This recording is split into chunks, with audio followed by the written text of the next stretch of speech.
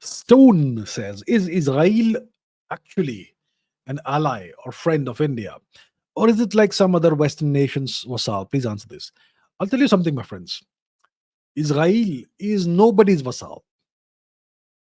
Israel is no one's vassal. Maybe Israel has vassals, but Israel is no one's vassal. Understand that. Okay, I'll tell you that first of all. Second, what's the relationship like between India and Israel? Well, mm, reasonably good, but there are problems. Every nation, every relationship has problems. Okay, but the relationship between India and Israel is reasonably good. But it would be mistaken for Indians to believe that Israel is India's number one ally, or or India is Israel number one ally. What is an alliance? First of all, an alliance is something that is based on a treaty between two nations or multiple nations that you sign with very explicit clauses as to what you mean by alliance. One example of an alliance or military alliance is that if between two nations is that an attack on one nation will be considered to be an attack on both nations, and whichever nation is attacked, the other nation, the ally, is duty bound and alliance bound to come to the military aid of the nation that is attacked, whether it's nation A or nation B, both ways. That's an alliance. That's a military alliance. An economic alliance is all about economic cooperation. India and Israel have no such treaty, no such alliance. So don't use. So we have to understand that the word alliance means something very specific in geopolitics. You cannot use that word loosely or lightly. India has no treaty allies anywhere in the world. We don't have any alliance treaty with anyone, with any nation in the world. India has no allies, and India is an ally of no nation. Okay, uh, we can use terms in diplomacy like friendship and all that, and shared values and all. That's nothing. It's vague. It's vague nothingness. It means nothing. Okay, so India and Israel are not treaty allies. We don't have any alliance treaty. We have no treaty as such. So there is no alliance between the two nations. Friend, there are no friends in geopolitics. Okay, there's only national interest. If you have shared interests and a convergence of interest between two nations, then the two nations will work together. And if there is a divergence of interests, and if there is a conflict of interest, then two nations typically will be adversaries and they may go to war.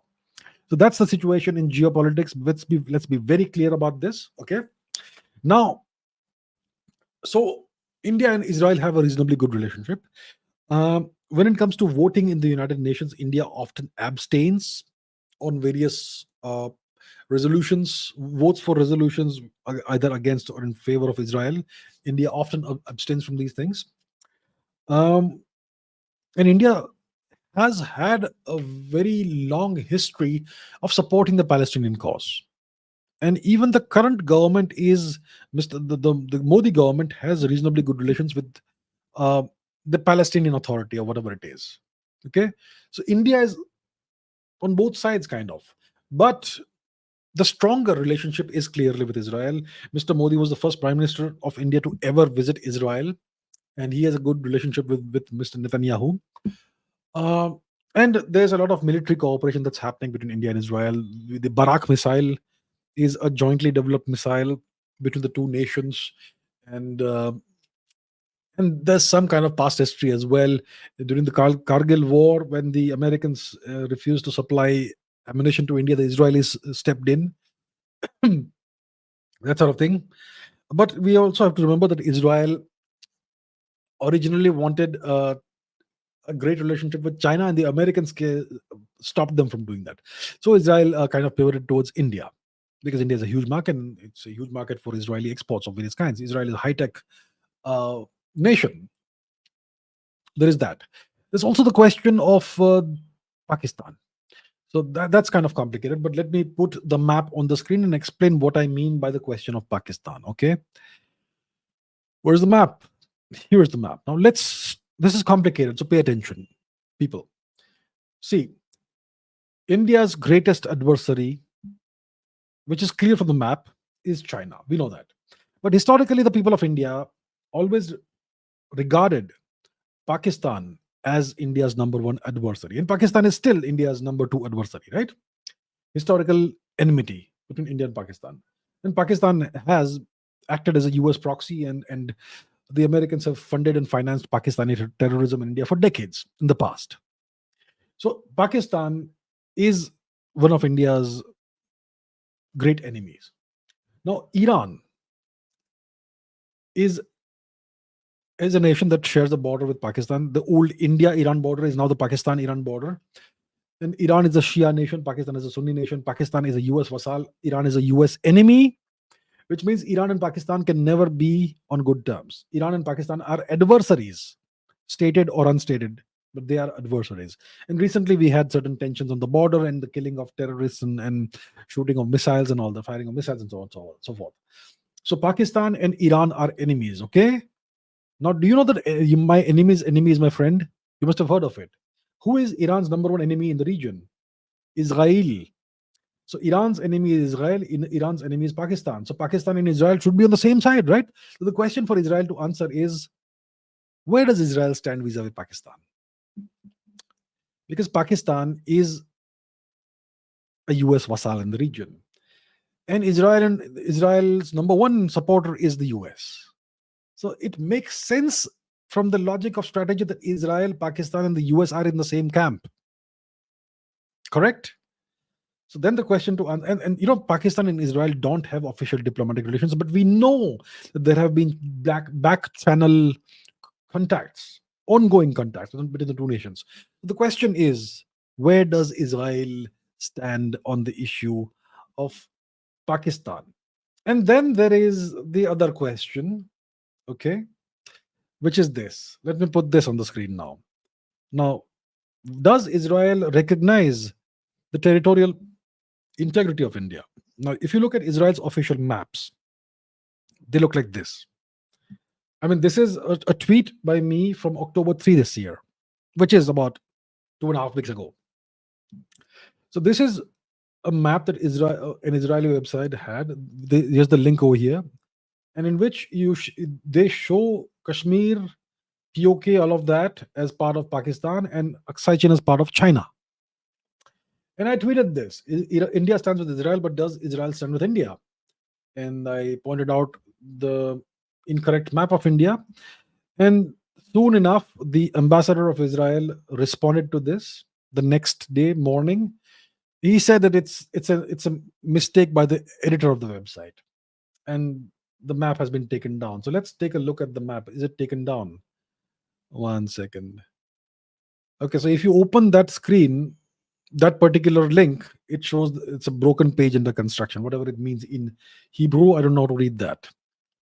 So, and it's not the only incorrect map of India that you will see on Israeli websites. I just pointed out one link. I can assure you there are more, and those may still exist. You may want to look into it. So the point is this: we have a good relationship with Israel. It works both ways. Okay. And the people of Israel, if you see the polls, opinion polls and all, they seem to have a reasonably favorable impression of India, many of them. And in India, people are crazy about Israel. There are people in India who put up Israeli flags on their social media profiles, right? So most Indian nationalists and patriots worship Israel, like hero worship. Most Israelis are kind of ambivalent or slightly warm towards India. So it's an unequal relationship. Now, my perspective is very clear. The only flag you should have on your profile is your own.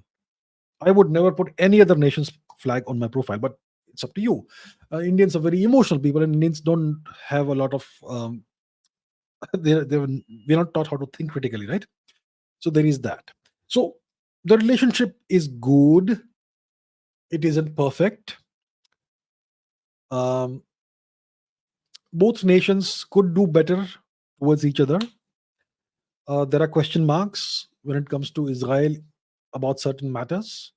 For example, there is the ongoing Kuki terrorism in Manipur. There is a subset of the Kuki population that has become Israeli citizens. They claim that they are a lost tribe of Israel, even though they eat pork. And the Israeli government has given them citizenship. And there has been support for the Kuki terrorism in Manipur coming in from certain segments or sub-segments of the Israeli population, maybe the cookie origin individuals. But is it only limited to that, or is there something bigger within Israel? So these questions, I think the government of India needs to take them up with Israel, or the government of India needs to look into. So I would say there are no friends in geopolitics. Overall, the relationship between India and Israel is very good. The problem in India is that the people of India are starved of role models. We are starved of real heroes. We have no real heroes. We have no real role models to look up to and hero worship. So we look outside the country. Tell me, which great politician in the past 100 years do you feel is worthy of reverence and hero worship? Maybe Netaji. Anybody else you can think of? Anybody today? You can't think of any. Can you think of any great thing India has done, the kind of thing Israel has done in the recent past?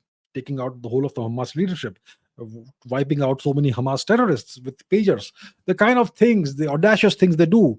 India never does that. So Indians want to be proud of something. They want to see somebody as a hero. And there's nothing within India that's worthy of being a hero. So what do Indians do? They'll hero worship certain Bollywood actors who will play certain heroic roles, and they will think that actor himself is that heroic, even though he's just acting. Or they will hero worship certain sporting athletes as if they are gods. They're not. Or they will hero worship other nations like Israel. My simple point is, I understand why you feel this way, but please be pragmatic. Please think critically. The only ally your nation has is you. India has no allies outside of India. Nobody's going to come to help India if something goes wrong. No one's going to stand with India. Full supports are. Nobody's going to say that to us. We are on our own. So overall, the relationship between India and Israel is good, but there are issues. Okay, there are issues.